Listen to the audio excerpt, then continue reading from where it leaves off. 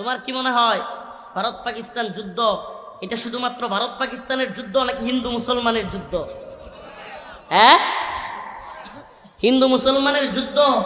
তুমি দেখো না, শুভেন্দু অধিকারী নামক হিন্দুত্ববাদী বিজেপি নেতা চিৎকার করে করে বলে আমাদের 26টা হিন্দু মেরেছে, আমরা 260টা মুসলমানকে মারবো।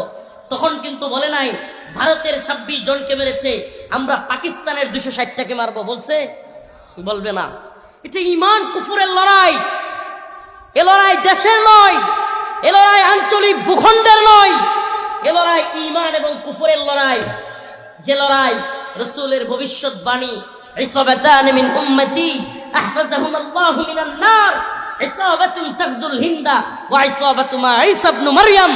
আল্লাহর রাসূল বলে গিয়েছেন, হিন্দুত্ববাদী ব্রাহ্মণ্যবাদী তাগুতি শক্তির বিরুদ্ধে মুসলমানদের একটা যুদ্ধ আসন্ন হবেই হবে। এই লাইট যেমন সত্য, এই বয়ানের মঞ্চ যেমন সত্য, আল্লাহর রাসূলের ভবিষ্যৎবাণী সত্য।